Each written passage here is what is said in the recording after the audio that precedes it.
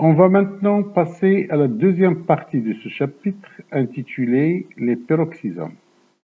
Comme vous voyez sur la photo prise par microscopie électronique, on constate que ces organismes sont très petits.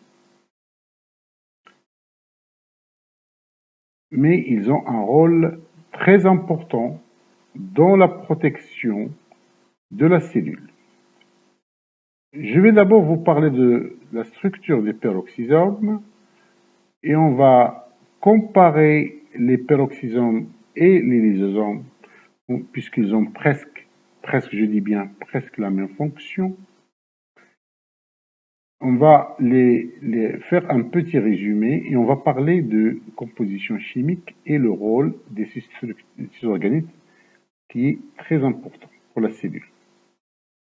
Alors pour la structure, un peroxysome est un organisme cellulaire entouré par une membrane simple et ne contenant pas de matériel génétique. Il ne contient pas de matériel génétique.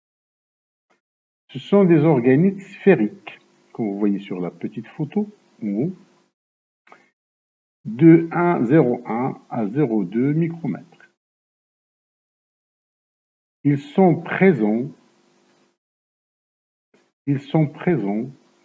dans toutes les cellules eucaryotes avec une taille maximale chez des cellules hépatocytes, c'est-à-dire les cellules du foie et les cellules du rein. C'est là où il y a la filtration du sang, c'est-à-dire le nettoyage du sang qui porte parfois des substances indésirables.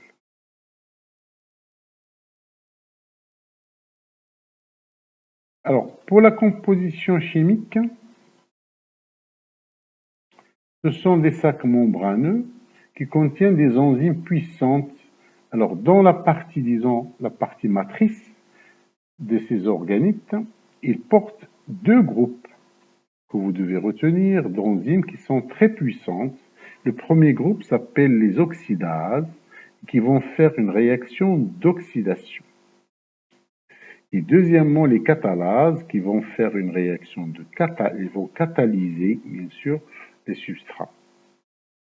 Donc, les premiers, les oxydases, formées par deux super-enzymes. La première s'appelle la déaminoacide oxydase, et la deuxième, urate oxydase.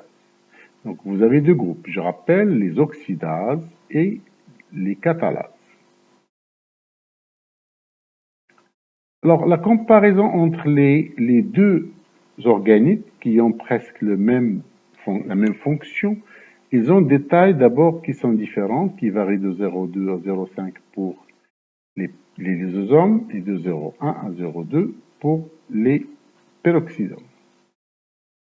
C'est-à-dire les lysosomes sont beaucoup plus grandes que les peroxysomes.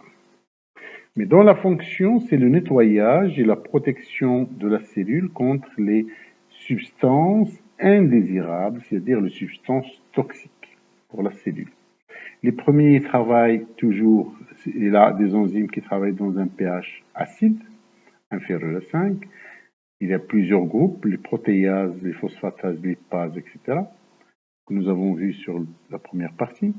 Et le deuxième, le peroxysome possède deux groupes, les oxydases et les catalases.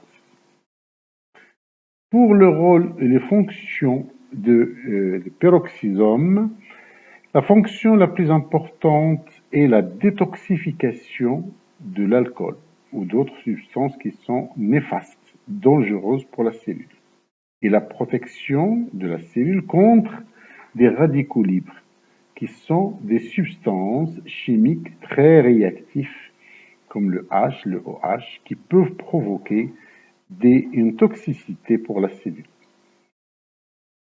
Alors j'ai noté ici que un radical libre, ou les radicaux libres, sont des sous-produits des réactions métaboliques.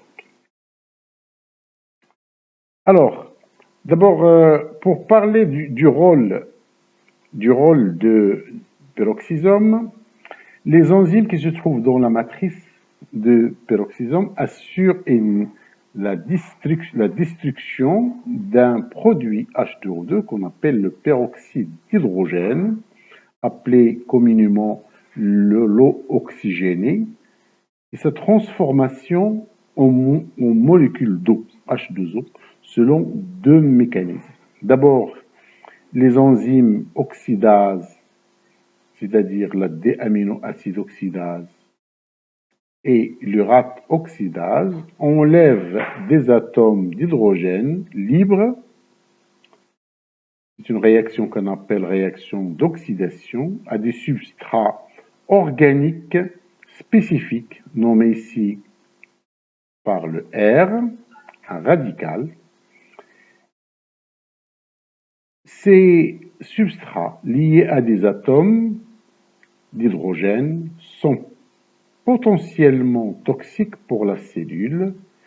L'oxydation de ces molécules va les détoxifier. Il va les détoxifier, ça veut dire qu'il va les rendre inoffensifs. D'où la réaction que vous avez ici, la substance organique avec des hydrogènes libres, il forme avec des molécules d'oxygène un produit qu'on appelle bien sûr le peroxyde d'hydrogène, le H2O2. Ce peroxyde d'hydrogène, c'est un produit extrêmement toxique pour la cellule. Mais il le fabrique pour attaquer les autres substances qui vont entrer dans le peroxysome.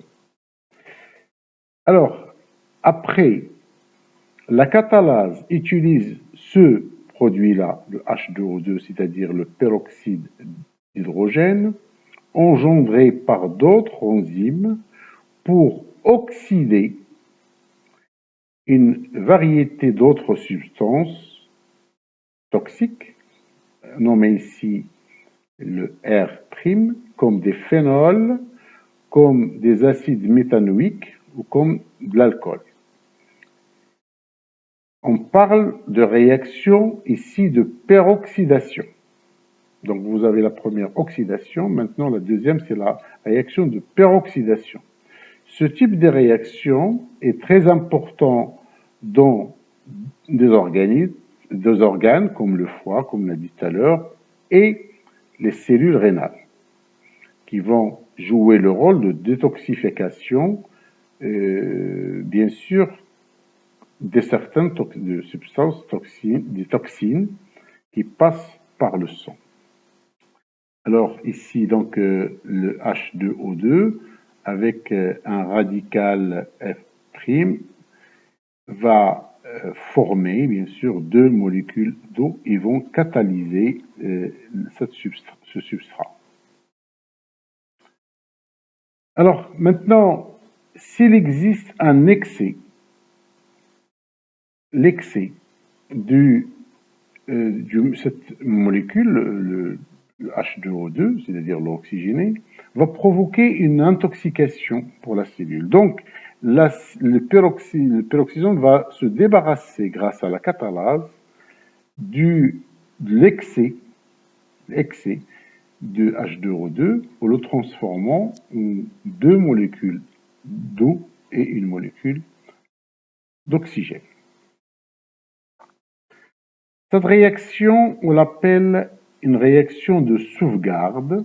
Sauvegarde, ça veut dire le terme sauvegarder, il y a deux termes, sauver et garder, c'est-à-dire il va garder la cellule ou la sauver contre des substances qui sont toxiques. Cette réaction ici, il va résumer ce qu'on vient de dire en deux étapes.